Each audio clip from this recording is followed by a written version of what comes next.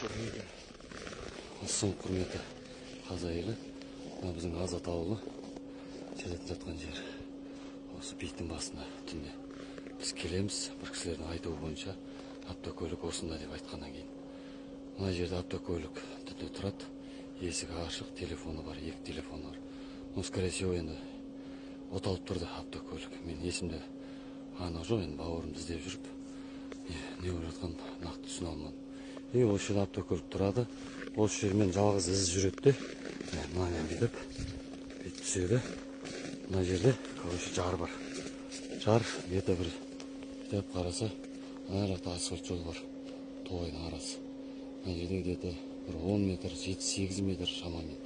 Енді көп болмаса, осы жардан түседі ары қарай. Бірақ мына жерден адам түсу мүмкін емес. Осы бағыттан түсіп, где-то 700 метр ме, 500 метр ана трассаға қарай жақындайды. Қазір түсірем қалған. Мынан пауза ма? Мына жаңағы төбеден түсірдік қой. Мына жардың бойымен түседі. Мына жерде жала із тұр.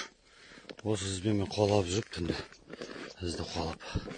Осыдан где-то 500 метр, 700 метрдей жер бар. Почти 1 километрге жақын десем де болады. Біраз жүрсе адам шаршайтындай жер. Сонымен барып, трассаның бойында, в общем,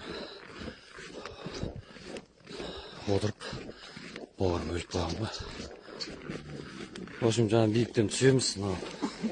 Орыс христиандар мен мұсылмандардың бейті ғой, екі жағы. Сол екі таудың ортасы. Осымен жүреді де, түнде жалғыз өзі. О, жақтан алыстан осылай келеді де, мынау уже асфальт жолға жақындап қалдық біздің үйге. Мынау уже біздің үйге жақын жер. Мына бетонның артында, қоршаудың артында.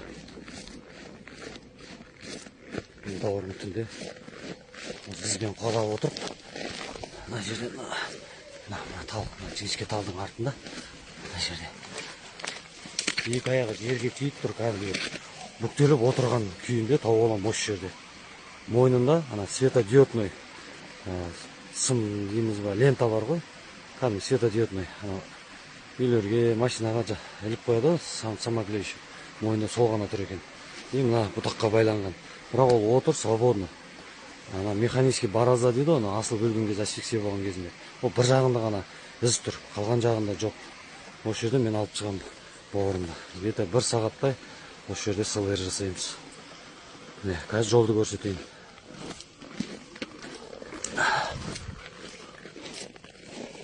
Жол. Автокөліктер тұр, кәдімгі жол. Ол мына беттен таудың арасымен түнде осы машинасын қалдырып, есігі ашық. Не себептен келді деп ойлайсыздар. Міне менің бар шындығым. Енді әркім әртүрлі айтады, шын айтты, өтірік айтты деп. Енді аққа құдай жақ. Осы кезден сабыр сақтадық.